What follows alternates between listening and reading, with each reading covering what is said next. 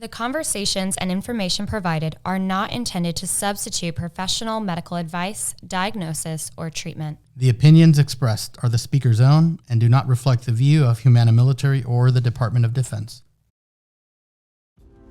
Welcome to the Operation Within podcast, where we talk about health and a deeper sense of well-being. Operation Within is a collective initiative to optimize holistic health matters and nourish within community, within self, and within family. Thank you for joining the conversation on Operation Within podcast. We are your hosts, Mel and Marty, and our conversations are real, they're raw, and reflective.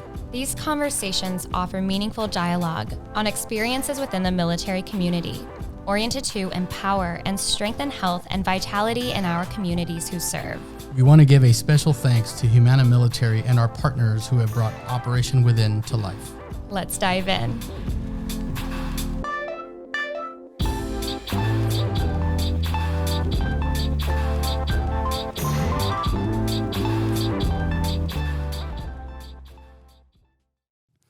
All right, everyone. So welcome back to another episode of the Operation Within podcast with Mel and Marty. So today I'm riding solo again. Mel is not with us today, but we're going to have a great conversation today with Dr. James Ogletree, and we'll get a chance to introduce him here in a bit. And we're gonna talk about the American Heart Association. I think this is going to be a really good discussion. So James, sir, welcome to our podcast this afternoon. Thank you. I appreciate the invite. Yes, sir. Absolutely. So, I've got to be honest, as we were getting ready for this conversation, I was trying to think of what do we want to talk about? There's just so much to cover when it comes to the American Heart Association, health, and all sorts of stuff. But I've got to be honest. I was thinking, American Heart Association, isn't that the place where you give blood? I mean, how are we going to talk about giving blood for 45 minutes? I was like, I think there's got to be more to it. I mean, so please, as we go through this conversation, I hope I'm wrong. I think you guys do more than just, as a repository for collecting blood. Is that true? That's true. You are wrong.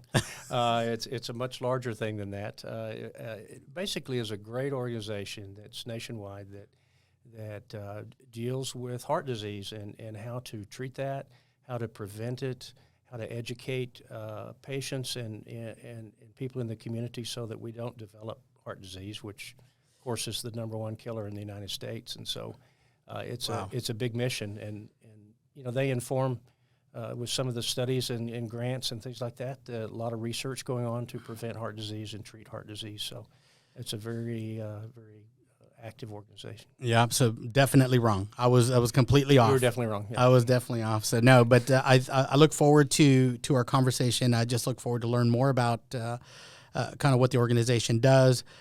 Really want to hit on a couple of areas when it comes to our holistic health.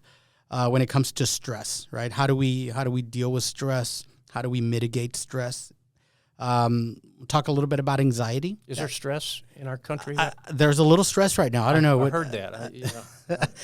There's a little stress going on right now. Talk a little bit about anxiety, but really is how do we, again, and the D word, right? The D word, depression. It's a little taboo, but I think with your medical background and your experience, I think we'll be able to have a little bit more fidelity on this conversation as far as what does it mean. How can we begin to address it, and so on and so forth. But just some areas that I'd like to talk about. And for the audience, again, this conversation is all about our holistic health. And if you followed any of our previous podcasts, and again, you can find these on YouTube. You can like our page on Facebook or anywhere you can download any of these podcasts. All of our conversations have to do with that holistic health and overall wellness of the individual.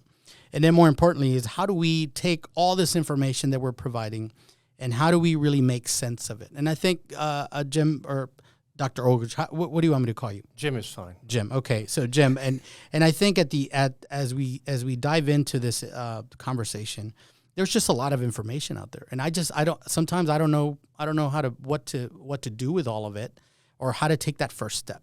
Right. What do we do with all this information and how do I take that first step? And I share that because I want to kind of preempt our conversation with a short story. So my father, he's deceased. He died of a heart attack. So heart disease is something that has affected my family directly. So all the risk factors were there. Poor diet, heavy smoker, not a lot of exercise, so on and so forth. My mother, same thing, had heart disease. She had a stent, and again, so she dealt with that, and then ultimately she developed Alzheimer's, and in her later years, and she passed away as well. So again, heart disease is something that in my family directly, right, as a military service member, my brothers and sisters and we are predisposed to this stuff, right? And on my wife's side of the house, same thing, heart disease. Her dad has had 4 surgeries, open heart surgeries. So again, I'm thinking, man, I got to keep going back to this place to give blood, right? Because they need blood, American Heart Association. And I think that's why I correlate this organization wrongly, right? Obviously that was incorrect. But again, I tell you that it's scary to think, wow, I'm 3 years shy of being 50. So I'm a 47-year-old man. I am predisposed to some of these risk factors. Again, we try to improve my diet, try to definitely continue to exercise. But I got to tell you, in the back of my mind, I'm always worried about it. Am I going to have that massive heart attack like Dad? Am I going to get Alzheimer's like Mom did? And these are some of the things that personally I kind of deal with. So hopefully, as we unpack the conversation here, maybe you can put my mind at ease, or just maybe guide our listeners into how do we prevent maybe or reduce some of these risk factors, right, and live a healthier lifestyle. Sure. The good news is there are great ways now to avoid getting heart disease and also to detect it early. We're used to thinking as I was growing up, you basically didn't go to the doctor unless you got chest pain or something bad going on. And a lot of, the problem is a third of people that have a heart attack, don't make it. And so they may not even make it to the hospital. And so you don't want to wait until someone has chest pain to start looking at these sorts of things and trying to, change your lifestyle. A good 70% of heart disease is preventable with lifestyle changes. And so understanding those things that you can do and teaching your kids, maybe how to eat a little bit differently. I mean, as I grew up, if it wasn't white or yellow, I didn't eat it. So, I was on the Miller High Life diet, which was, chicken fried steak every other day and gravy. And this is just the way we learned to eat. Yeah. But obviously that may not be the best thing to prevent heart disease. And so learning the basics with diet and exercise go really a long way. And, of course, not smoking is important as well. And then there's there are ways to, you should have a good relationship with your family doctor so that, you can look and understand what those risk factors are. And there are some new kinds of risk factors that they're identifying over time, some inflammatory markers and things like that are really helping us to understand why certain people get heart disease and other people don't. So there's a lot of stuff out there, but you can't sit around and wait until you have trouble.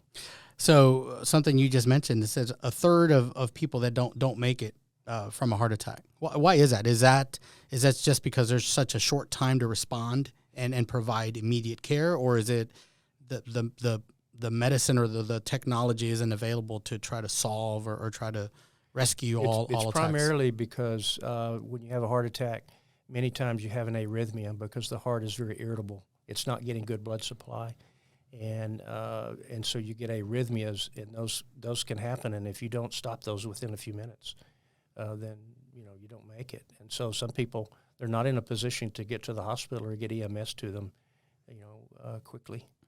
And so that's why they'll shock people and when they have heart attacks. But so it's good to apply prevention and not wait until people are symptomatic from their heart disease. Yeah. Now, are there signs that kind of lead up to, hey, man, my wrist hurts or my arm hurts or I'm just feeling fatigued? Are there just subtle signs that hey, something is off, that maybe people can just, hey, maybe something's off right now? Is there any way we can detect it before something massive happens? Sure. Some people are lucky enough to start getting less severe symptoms along the way. If you've ever heard a term called angina, I have. Yep.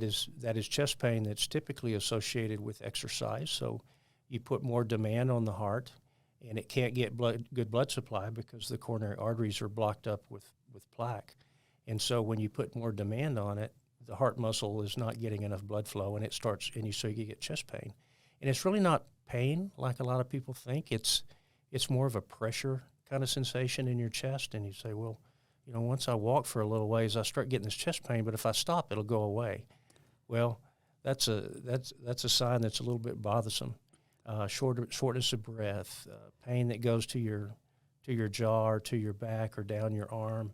Now, typically that's left arm. My dad had a heart attack as well, and he actually had pain in his right arm, which was unfortunate because he also had a torn rotator cuff on his right side, and so he didn't understand that this was something different. But he did okay, thankfully. But so it's typically kind of left arm pain classically.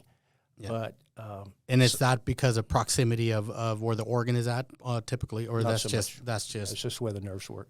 Okay. And but some people have no symptoms. I've had people that we could detect that they had a heart attack sometime in their past, but they had no idea when it was. Particularly diabetics tend to have what we call silent ischemia, which is ischemia is not getting adequate blood supply to the heart muscle, and diabetics do that pretty often. So yeah, as you mentioned the silent, don't even know that something happened, and I've been there. I've exercised vigorously, ran long marathons, and I know the heart's working extra hard. It's definitely on overdrive. Mm-hmm. And I'm like, man, that just kind of hurts. Or man, I'm laying down on the couch. I was like, man, I feel something weird. But I'm like, I'm good. As long as it'll go away in a couple hours, or once I cool down, it'll be fine. Or once I have a cold beer, it'll be fine. Just thinking it's nothing. It's just I overexerted myself and whatnot. But truth be told, a couple years ago, I was teaching at a high school. After I retired, I took a job of teaching Air Force Junior ROTC, and I wanted to stay in uniform, but I was retired, but I wanted to still wear the uniform. And there was on one event, or on one morning, we went on a field trip, and I just felt something was off. Something was off, I didn't know what was it, but I was like, man, I don't feel good, but I had to show up to school because I was the only instructor, and I had to take the kids to an event. And I'm like, well, I'll just get it checked out later. And I went through the day, and it was just, drank a lot of water, and no coffee, no caffeine. I just let me drink water. Let me just let the day kind of pass. And, to this day is like, I'm going, and I want to definitely get my heart checked just to see, did I have an episode? Was it just something different? Did I experience something? But I don't understand it. But as a retiree, right, and I don't want to go to the hospital, right? I don't want to find out that it was a minor heart attack or whatever it may be, right? Just because of my family history. Because I'm like, man, it's like I'm too young, right? I'm not ready for that kind of news. So I like that you mentioned that sometimes, but there is a way to know if something happened to you, right? If I did experience whatever it may be, there is a way to find out if you experienced some sort of episode. Yeah. Now, not always. If you just have angina and it comes and goes, you may not see any sign of it later on. Yeah. You'd have to catch it at the time that it was going on. If you'd had a heart attack, you would be able to see that most likely. Yeah. But, and there's lots of reasons for people to have chest pain. I mean, we all have chest pain at some point, from your esophagus or just gas or musculoskeletal pain, if you exercise real hard. Or there's lots of reasons to have chest pain. So it's not always your heart. But the thing, guys are the worst. I mean, yes, before you even say it, yes, I agree. I mean, even doctors, even male doctors are the worst, denial of, well, this can't be anything. Yeah. I'm just going to sit at home. And the thing is, if you're having serious chest pain, don't sit at home and wait for it to go away, because heart muscle is dying all that time. Yeah. And if you get to the hospital within 2 or 3 hours, they can really, really help you. They can dissolve the clot that's there and help you out. But if you sit around at home for 8 hours and then turn out to be really sick, then you're not going to have as good an outcome. It's probably going to be too late. So, and I attribute it. I was thinking back as and I know there's a couple focus areas I want to dive into, but I understand at the time there was a lot of stress going on in our program. I was a single instructor. There was over 100 kids. We were busy. We were doing something every weekend. Not a lot of sleep. Eating a lot of tacos and drinking sodas from the store because that was quick, and pizza and at the time there was just a lot of stress. So I was putting a lot of stress on my body, and again, so poor diet, not sleeping very well. So again, one of the areas I definitely want to talk about is stress. And you said it, there is just a little bit of stress in the nation right now, from a pandemic to unemployment, food insecurity. There's just a number of things that people are dealing with.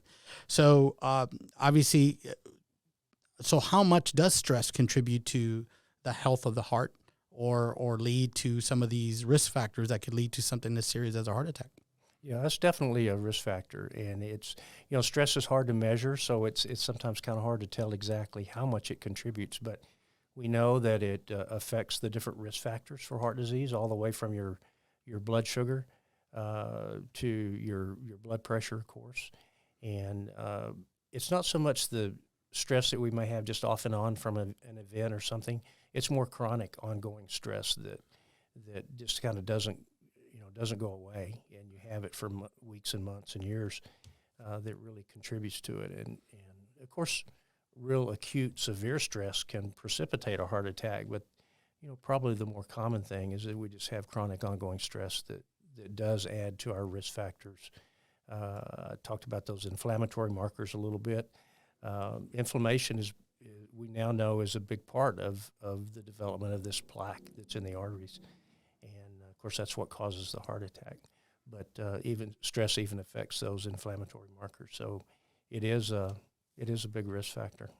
Yeah. So and right now, again, there's a number of things that are causing stress, right? Sure. There's also stresses.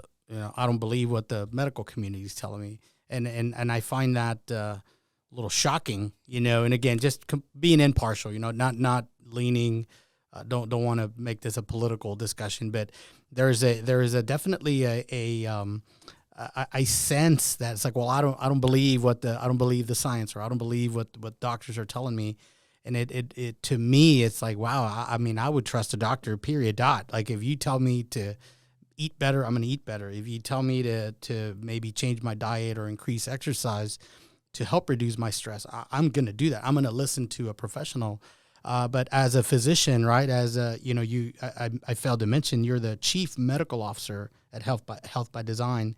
How do you deal with that? How do you kind of overcome those biases, I guess, from us, from the community, veteran community, just the San Antonio community as a whole?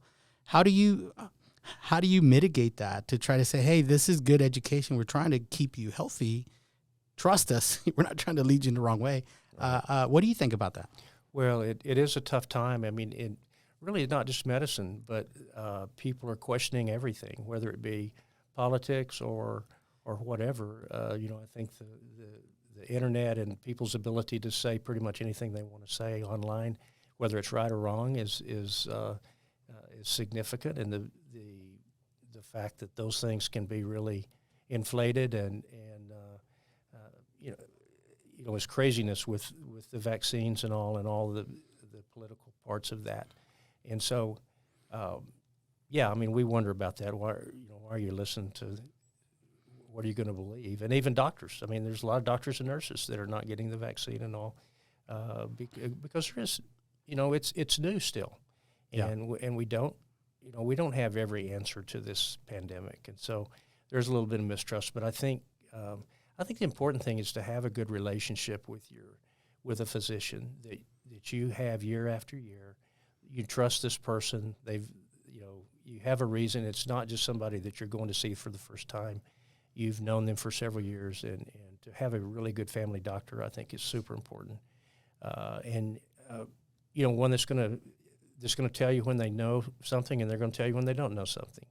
And you can bank on it, but it's just like anything else. You have to build trust, and there's just a lot of mistrust in everything in our lives right now. So yeah, that's what it feels like. That definitely feels like it's like everything. Well, why is that? Well, who said that study was correct? It's like, man, I don't know. I'm not a physician, but if my doctor, or if I go on base at JBSA Randolph, And any of those physicians are like, hey, Marty, you need to, take this medicine. Got it. Hey, you need this shot. Done.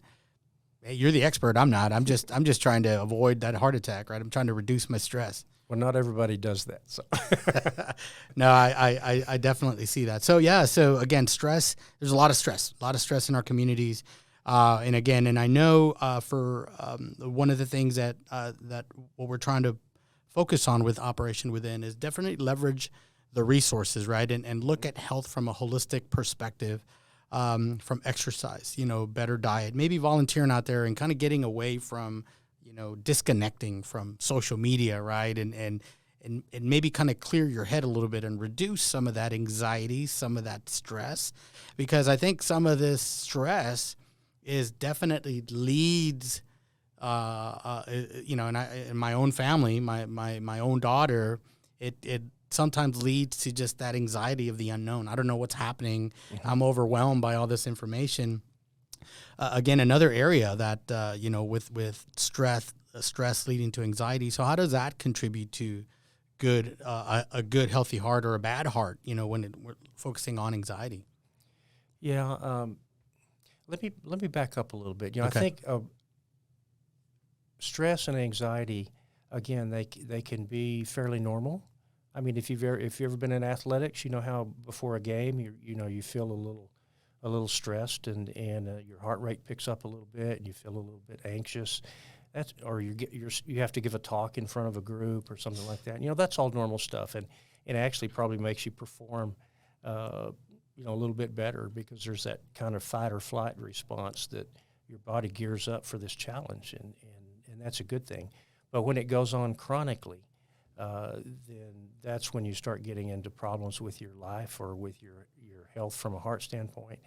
And then there are folks that do have very significant anxiety and depression that really need a higher level of help. But there's a lot of things.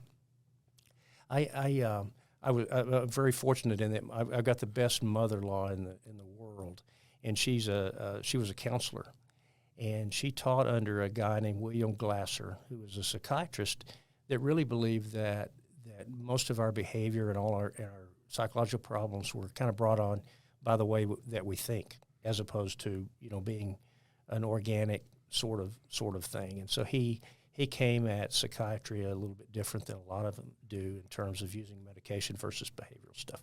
But he said that basically humans have about 5 different needs that they're always trying to satisfy.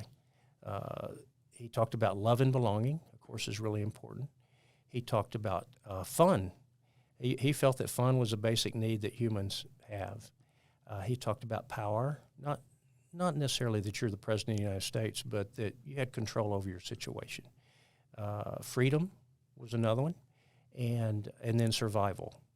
And most of the time, survival, in those of us in the U.S., we're not threatened by that. But if you look in the middle of a pandemic, we are threatened with our survival day in and day out for 2 years. And that's a significant thing. So to the extent that we satisfy those needs, we usually do pretty well. But if we don't, we get symptoms, and that may be anxiety, that may be depression, that may be stomach aches, that may be headaches, maybe chest pain. It may be all sorts of things. And so I think it's a handy way for people to take a look at themselves and say, I'm not feeling quite right. I feel stressed. What's going on? How's my love and belonging leg? How's my relationship with my spouse or my kids? Is there something I need to work on there? How about my freedom? Are we broke? Do we not have freedom to do what we want to do because we're broke? And are we broke because we didn't have good habits and we didn't save or we spent more than we made or whatever? So many times we move ourselves into these areas that put us at risk when if we thought about what we were doing along the way, we might not be as stressed, or just demands on ourselves that we place on ourselves. This is a time when you're supposed to be productive, and there's 40 jillion books about being productive and managing your time, and all the way down to the minute. And the fact is our life is finite. We only have so many days in our life, and we're only going to get so much in there. You're never going to be able to do everything that you want to do. And so you need to pick the important things and not put so much stuff in your life that you don't have time for the really good things, the playing outside with your kids or going on a trip or whatever. And so a lot of this stuff, I think, is we really bring on ourselves by unrealistic demands on ourselves and the world moving faster and faster and being able to get information, at any time of the day on your device. On the device, right? Yeah, the device, the yes, device. that thing. I tell you, you hit the nail on the head, and you're talking directly to me because I'm looking right at you. But I mean that hit home. That love and belonging. It's like Maslow, right? The hierarchy of needs. Mm-hmm. But you're right. A lot of it is kind of how we feel about the world around us, right? And survival. Do we have that freedom? Are our basic needs met? I'm safe. I have a good environment. There's food. Again, that power and fun. Am I having fun? But I've mentioned in the past and in past episodes about how America, Western civilization, we tend to be a low context society. It's all about the schedule. I've got to take the kids. I got to drop them off. I got to go to yoga class. Then I got to go to work. Then I got to go to a podcast. Then I got to. It's a schedule. I mean, we try to squeeze in as much as we can into the day, and then I'm like, man, I'm exhausted. Well, you did what some people will do like an entire week. You did it all in a day, but that's how we're driven. Like, man, I got to do this. I got to do that. And I'm guilty of that. I'm that guy, right? Yeah. I think relationships are the key to our health to a large extent, and yet we're pushing out the time to develop those relationships. Yeah. And we'd rather sit around and surf the web than to talk to our spouse or our kids sometimes, and that's not a good thing. Yeah. And again, you're definitely speaking right to me on this, but I know that as the military community or as a retiree, it was, transition is about, okay, what's next? So we got a place to live. Now I got to go look for a job, and the kids got to go to school, and where are we going to live, and we got to move, and everything is just down to the minute, to the day. Hey, I've got 90 days of terminal leave and vacation, and once that terminal leave is over, I won't get paid anymore. Now, everything is down to the wire, and I think we cause a lot of undue stress. I know I cause a lot of undue stress on myself. And those transitions are tough. Yeah. I mean, if you've been in the military for a while, it's tough to come out and to work in a world that's really a lot different than what you're used to and not as organized and all. So and it definitely, again, it just compounds, right? So one day it's like, I'm good. And then it's like, wow, it's been like a month and I'm exhausted. Like I just need to sleep in. I'm really tired. Like everything caught up to me. But I just think that's fascinating. You talk about when some of when these needs are not met. But I agree with you that I think we definitely bring it upon ourselves as far as how much we carry. And that contributes to the stress or anxiety or whatever it may be. Sure. And the other thing to remember is that we control what we think about. Okay? It's our choice whether, if we're going to worry all day long, it's our choice to worry. Or we can make a choice not to worry. And our brain is actually pretty flexible, and it will learn the way that you deal with things. And you've heard of plasticity of the brain, and that's largely run by our thoughts. And so we can either choose to be anxious today, or we can choose to force it out as best we can. Now it may keep coming back, and sometimes it's not that easy. Sometimes it's really significant, and people need help with a trained counselor or somebody to help them kind of work through these. And some people, particularly military folks, have had some major traumas that they've seen, and it's not something that they can do on their own. But many of us, if we just make up our mind that, I'm going to have a better day today, and I'm going to think in a more positive way, and when the anxiety comes in, I'm going to think about something else. And a lot of you've heard of cognitive behavioral therapy. That's a lot of what is taught. That's an excellent method for people to learn, but it sometimes takes trained counselors to help you through those things. I was as you're talking about, I'm going to have a better day today. You're thinking about how there are sometimes and that was really the next area I wanted to kind of lean into. That was a good segue. So what happens when I can't handle the stress? This is just something that I'm overwhelmed every day. I'm trying to be positive. I'm trying to exercise. I'm looking for these relationships. I'm trying to really connect with others, but I just can't seem to break through. And for our audience that's out there that's listening, I know there are folks out there that are like that. I can't seem to find whatever it is, that connection, that medicine, that exercise. So, what can we do when we feel like, man, I feel depressed. I feel like I can't get out of this hole. How do we deal with a challenge like that when it's severe enough where it's like, I just can't seem to get out of this funk. I'm just in a funk. Yeah. So you're describing something that's going on day after day after day. It's not a transient thing. It's something you've been dealing with for a while.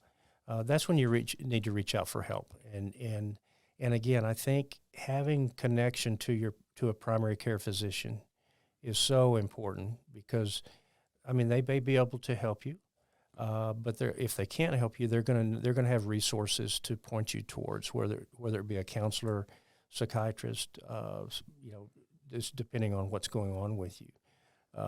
Primary care doctors are often, we're trained to deal with some of these to a large extent, but if we cannot do that, then we're going to have referrals and be able to help you find the right place to go. And of course, there's other mental health organizations out there that can be of help as well, hotlines and all sorts of things. But I think the key is when you realize, man, this is going on day after day, and I'm not getting any better. Reach out earlier rather than later. Don't wait until the wheels have fallen off before you actually reach out for help, because it's out there and you will feel better. You'll get better. Almost always you'll get better. And of course, the sooner you start, the easier it's going to be to get better. So I was reflecting on today. I came home for lunch, and during lunch I come let the dogs out. I work right by the house, and they go pee and they do their thing. And I was watching a video while I was eating lunch, and one of my friends shared a story of one of my friends. She's a cancer survivor. She shared her journey, and man, I choked up, I teared up. I'm thinking, man, what a great story of resilience, what a great story of strength. But she chronicled how, from the early stages and then all the way to now, how she's doing now. And it's almost a decade long of kind of dealing with the stress and anxiety and depression and not being to be out with people. And because she was trying to, she was dealing with something so significant and severe. And as a military community, you touched on it earlier. There are a lot of folks that have experienced some very severe trauma, and having to cope with the challenges of being overseas and being in combat, or seeing death and seeing their friends losing their friends and in war or whatnot. And those are very, very significant. And I know sometimes I didn't see anything that was that significant, but some of the challenges of being gone or whatnot, it's hard to connect with non-military members, or trying to share a story. Oh yeah, I was in Pakistan. I sat in this airfield. And they're like, oh, you know what you're talking about. I've never left San Antonio. So I think sometimes you're trying to make these connections. It's like, man, I just want to be around someone that can understand the language that I'm speaking, or someone that can maybe relate to a similar experience. It's like, hey, did you ever almost crash in a plane? Yeah, I actually almost crashed in a plane. It's kind of scary. It is scary, it is kind of scary. But anyway, so as I was listening to this, her story, I was just reflecting back. I'm like, man, that is such a powerful example of no matter how bad it is, or no matter how bad it has gotten, you can overcome this. Right. One of the, when you talk about those 5 needs, and survival being one of them, mm-hmm. which most of the time we don't feel threatened with our survival. Unless we drive down to certain parts of San Antonio. Yeah. But one of the things I've seen in my patients through the years is you may have somebody that's having lots of stress and anxiety and stuff, and then they get a major disease like cancer. And all of a sudden, they almost seem happier than they did beforehand. Now, they're not happy about having cancer, but they're focused. They're focused on survival. And the rest of the stuff that was really just little stuff, it didn't matter so much anymore. They saw what was truly important. And that's just a good example of how that goes sometimes with people. But yeah, people have significant traumas, and our ability, our resilience sometimes is amazing. People want to live, and they want to survive, and the body and the mind is amazing. And I enjoy connecting with veterans or just people in general that they overcame significant trauma, or hey, I've had that food insecurity. I survived a heart attack. I was a young guy, I had a heart attack. How'd you have a heart attack? And I enjoy just kind of listening to their journey and just trying to understand, man, you did a great job. So, or you fought back, right? Your will to just keep going. That is a good motivator, right? So let me build on that positivity and not necessarily dwell on, this is terrible, and folks are sad and people don't want to get a shot. They do want to get it. I mean, there's just so much stuff out there, but it's like, what do I want to focus on? Do I focus on the positive, or do I focus on all the static and the noise that's out there? But it's challenging. It's very, very challenging. And I think I'm pretty open-minded, and I think I can, be open-minded to different opinions.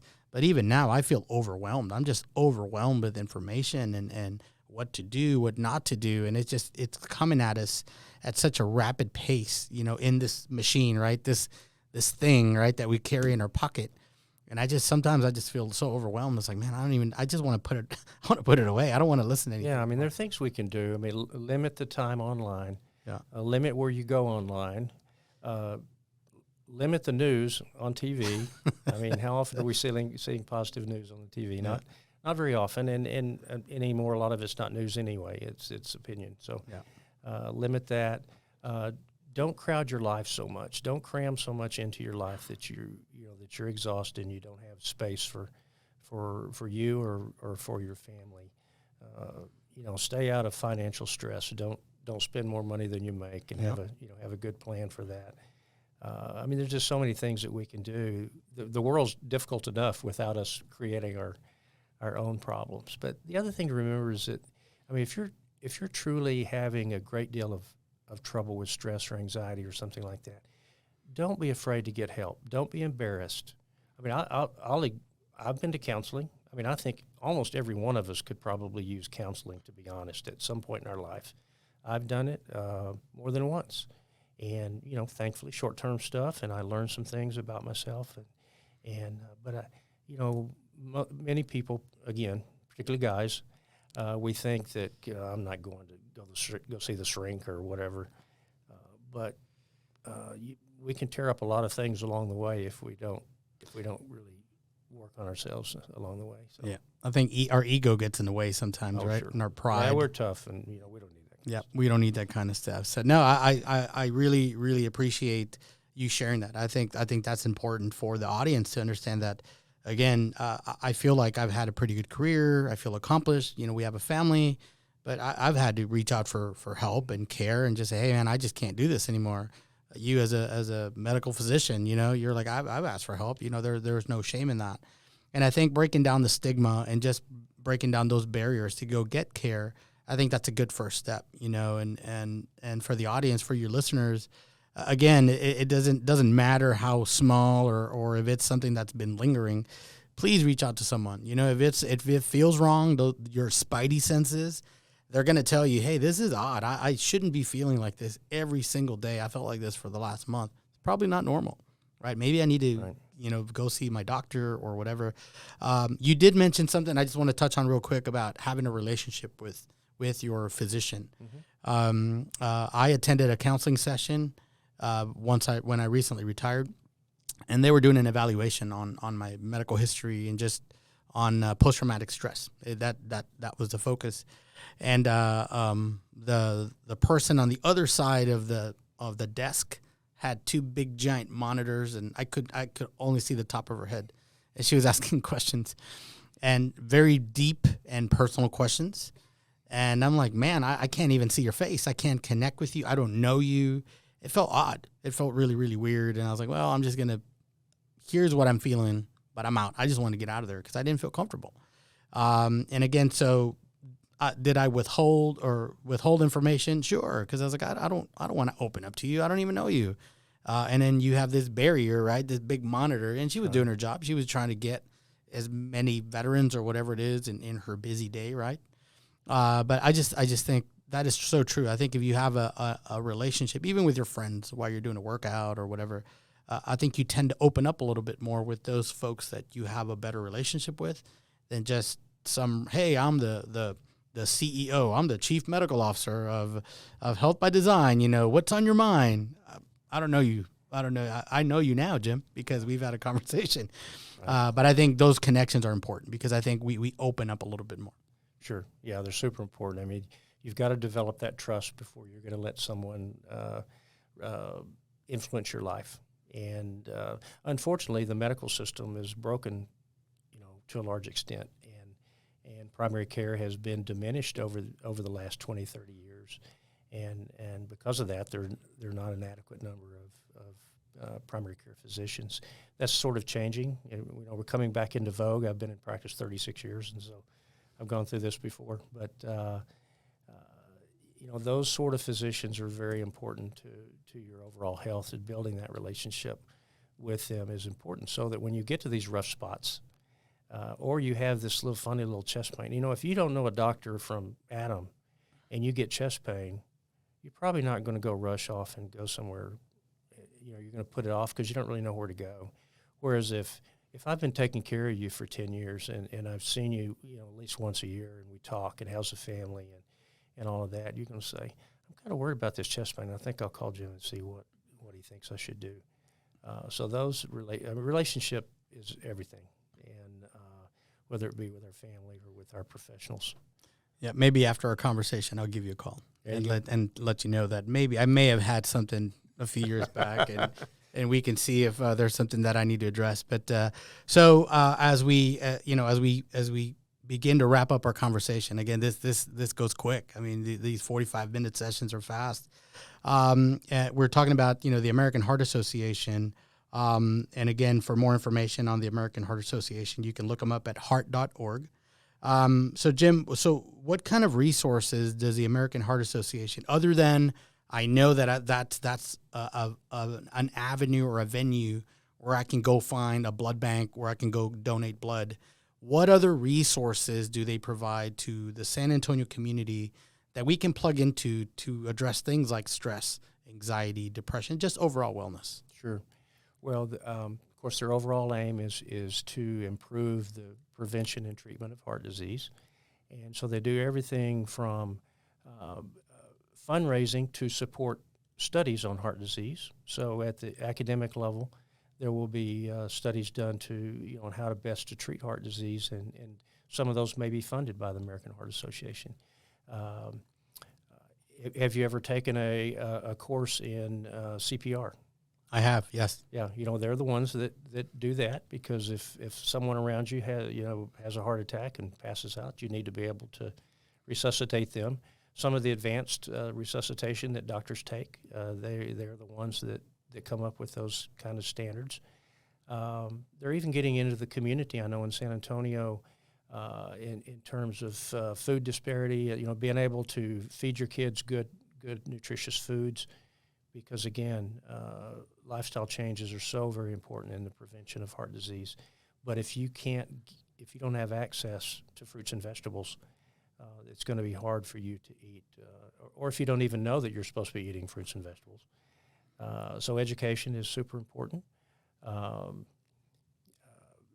All sorts of things that they do in the community, whether it's a blood pressure, going in to provide blood pressure cuffs to patients so that they can take them home and they can monitor their blood pressure.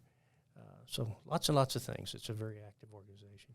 Yeah, and I think that's key again as we bring together the different organizations, right? And the vision for Operation Within is to leverage the resources of our veteran service organizations, our community partners, right? The medical community. How do we care for the population at large?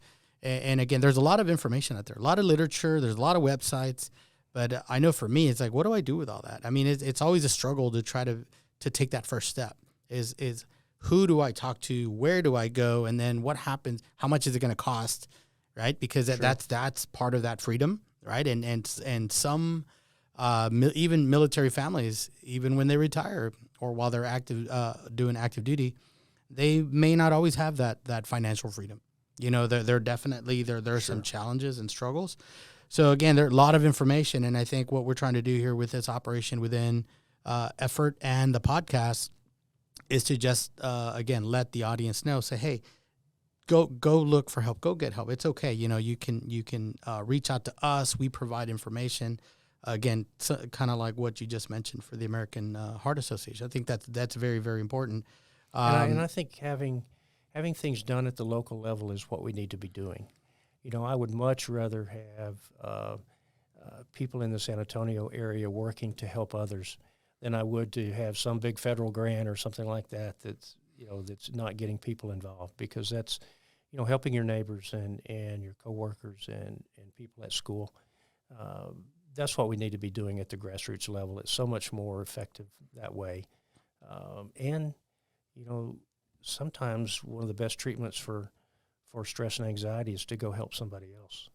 Yeah, we've talked about that. We've actually talked about that when we had a good conversation with Mr. Eric Cooper from the San Antonio Food Bank, and we talked about giving back, right? And how good it feels to provide service to someone else, right? And it's like, man, I've been able to meet their needs, and I met my needs by helping out. I think that is very, very important when you volunteer and give back. You also see some people who, I mean, you look at their situation and it's just horrible, and they're the happiest people in the world, and you go, how in the world do you do that?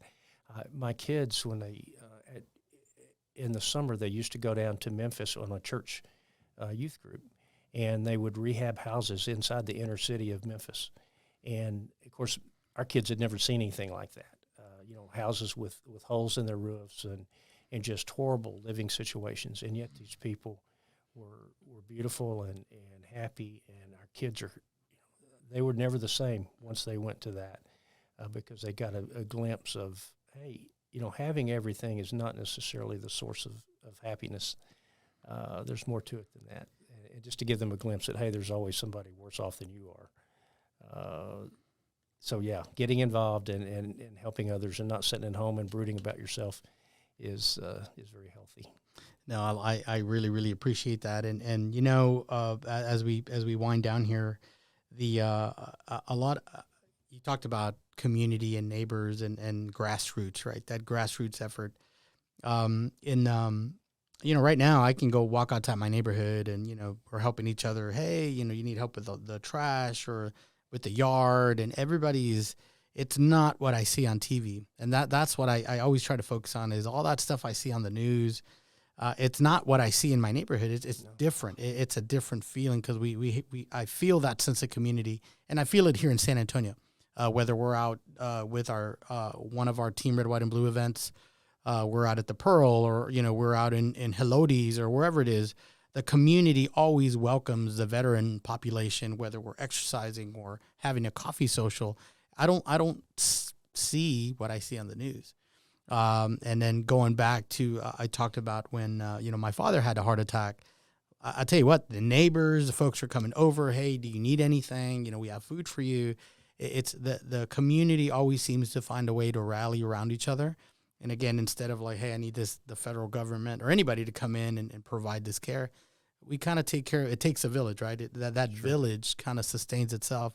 So this conversation has been very reflective. I can kind of tie you confirm that the American Heart Association is not just a place where you can schedule for a blood drive or go donate blood, which, by the way, for the audience, I've done it. My daughter's done it. My family's done it. And I encourage you, if you've never donated blood, please go out there. It doesn't take long. It's free. and you're giving the gift of life. So this is a plug for providing or supporting our neighbor. Yeah. It's a really, really good thing. And again, and they'll test you. I know right now if they'll test your blood to see if you've had COVID or not had COVID. So if you are I guess I forget the antibodies or whatever. If you've developed or built the antibodies, and you're like, hey, we need you. They've called me back a few times, and I'm like, hey, I'm O positive. So they keep calling me back. I guess that's the blood that they need. But anyway, so if you get an opportunity, please go out there and give blood. But Jim, our time is up. I really appreciate you spending time with us. So any parting words for the audience when it comes to care, or anything you want to add to our discussion today? I guess the only other two things we didn't talk about really is just gratitude. Step back and look at your life, and every day, even keep a journal and just write down 2 or 3 things that you're thankful for that day. And then, of course, many people, faith is an important part of their life, and that can certainly give you a lot of quiet on your soul when that's strong. And so that's the only other thing we didn't touch on that I think is super important. But I've enjoyed being here, and we could talk for hours. This is a huge area, but so it's been enjoyable for me. Yes, sir. I really do appreciate you joining us. And I know Mel was looking forward to having a conversation. And again, her and I have built this great relationship, through this podcast. And again, and Humana Military has made this possible for us to really open the door and open the conversation, right? And bring different leaders from the community in, again, to look at the holistic health, the overall health of our military families. So this has been fantastic. This has been really good. Again, now I'm definitely gonna get a hold of you now that I know who you are, and just to get some advice after we go off the air here. But again, so we appreciate you guys continuing listening to our podcast. This effort is for you. It's about providing information and connecting you to resources. But as Dr. Ogletree mentioned in the conversation, it really starts with us, right? Don't crowd your life.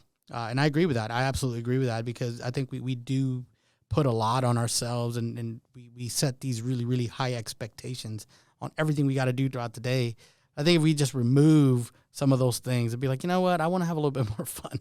Maybe I need to create, in the military we call it create some white space, right? Create exactly. some blank space where nothing is scheduled. That way you can just kind of do whatever, go for a walk, listen to this podcast, the Operation Within podcast, or anything, or just enjoy time with the family. I think that's key to prevention, and really just center ourselves and focus on care. But anyway, so I appreciate you guys listening. Again, you can check out this podcast or all past podcasts you can like us on Facebook, check out Instagram, or on YouTube, or anywhere that podcast, you can find a podcast. You can find this episode and all previous episodes. Again, Operation Within, special thanks to Humana for allowing us to do this. And every single one of you who continue to listen and give us some positive feedback, thank you so much. So with that, again, keep it simple. Don't forget to eat. Don't forget to smile. We'll see you guys later.